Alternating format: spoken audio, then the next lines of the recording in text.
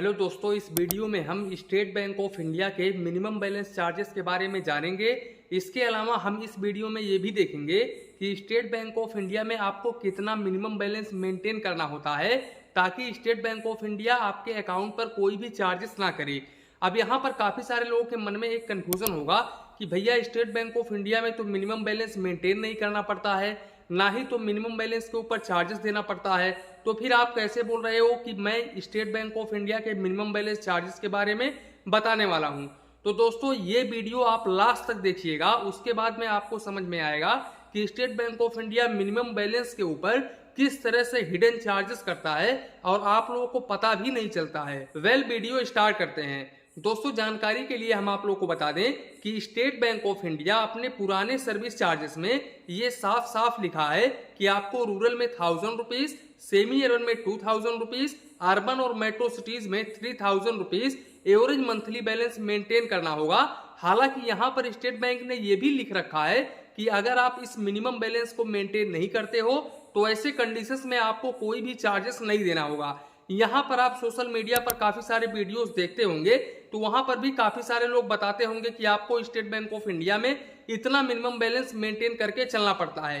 लेकिन मैं यहाँ पर आपको कहूंगा कि स्टेट बैंक ऑफ इंडिया में अगर आप कुछ भी मिनिमम बैलेंस मेंटेन नहीं करते हो तो ऐसे कंडीशंस में आपका चार्जेस तो नहीं कटता है। लेकिन एक बात मैं आप लोगों को श्योरली बोल देना चाहता हूं कि अगर आप स्टेट बैंक ऑफ इंडिया में मिनिमम बैलेंस कुछ भी मेंटेन नहीं करते हो तो ऐसे कंडीशंस में आप ब्रांच के जरिए मंथली 2 बार ही पैसे निकाल सकते हैं। यहाँ पर देखिए, अगर हम अदर बैंकों की बात करें, दूसरे बैंकों की बात करें, तो दूसरे बैंक में आपको कम से कम 5 विड्रावल ट्रांजेक्शन दिया जाता है मंथली, यानी कि आप 5 बार मंथली विड्रावल कर सकते हैं, 5 बार अपने ब्रांच से पैसे निकाल सकते हैं। लेकिन यहाँ पर स्टेट बैंक ऑफ इंडिया ने साफ साफ लिखा है कि अगर आप मिनिमम बैलेंस कुछ भी नहीं मेंटेन करते हैं, अप टू 25,000 रुपए तक मेंटेन करते हैं, तो ऐसे कंडीशंस में मंथली 2 ही बार पैसे निकाल सकते हैं।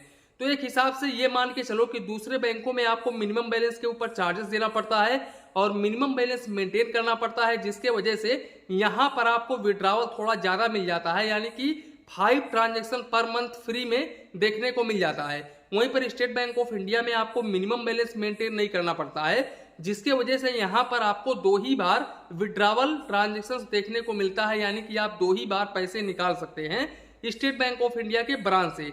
अब यहाँ पर मान लो आपने स्टेट बैंक ऑफ इंडिया का सेविंग्स अकाउंट ओपन करवा लिया और आप यहाँ पर मिनिमम बैलेंस कुछ भी मेंटेन नहीं कर रहे हो और आप जा रहे हो ब्रांच से पैसे निकालने के लिए। बाई चांस आपने एक महीने में 2 से 3 बार पैसे निकाल लिए, तो ऐसे कंडीशंस में क्या होगा? तो ऐसे कंडीशंस में होगा क्या, आपको 50 रुपए plus GST per transaction charges देना होगा। यानी कि 2 बार से जितना भी अधिक पैसे निकालते हैं आप, यानी कि जितना भी अधिक ट्रांजेक्शन करते हैं, पर ट्रांजेक्शन के ऊपर आपको 50 रुपए प्लस जीएसटी चार्जेस देना होगा।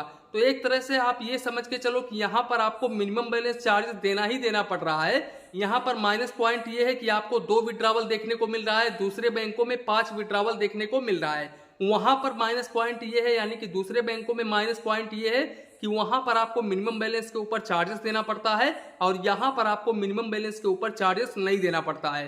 तो यहाँ पर आपको विड्रावल के ऊपर चार्जेस देना पड़ता है। इसके अलावा अगर आप स्टेट बैंक ऑफ इंडिया में 25,000 रुपए से लेकर के 50,000 रुपए तक एवरेज मंथली बैलेंस मेंटेन करते हो तो ऐसे कंडीशंस में आप मंथली 10 बार बिल्कुल फ्री में पैसे निकाल सकते हो। और इसके अलावा अगर आप 50,000 रुपए से लेकर के 1 लाख रुपए तक एवरेज मंथली बैलेंस मेंटेन करते हो तो यहाँ पर मंथली 15 बार पैसे निकाल सकते हो ब्रांच के जरिए। वहीं पर अगर आप 1 लाख रुपए से ज्यादा का एवरेज मंथली बैलेंस मेंटेन करते हो तो ऐसे कंडीशंस में आप जितना बार चाहें उतने बार पैसे निकाल सकते हैं। दोस्तों ये पॉइंट काफी सारे लोगों को पता नहीं होगा, इसलिए मैंने ये सोचा कि इस पर एक वीडियो लेकर के आऊं जिसमें आपको बिल्कुल डिटेल्स में बताऊं। तो आशा करता हूं कि इस वीडियो के बाद में आपको बिल्कुल भी समझ में आ गया होगा कि अगर आप स्टेट बैंक ऑफ इंडिया में मिनिमम बैलेंस मेंटेन नहीं करते हो तो ऐसे कंडीशंस में आपको विड्रावल के ऊपर चार्जेस देना पड़ता है। तो इसी के साथ में वीडियो समाप्त करते हैं। वीडियो पसंद आया हो तो प्लीज वीडियो को एक लाइक करिए और अपने चैनल फाइनेंस बैंकिंग को सब्सक्राइब करिए। मन में कुछ डाउट हो, कंफ्यूजन हो तो प्लीज कमेंट करिए। धन्यवाद, मिलते हैं नेक्स्ट वीडियो में।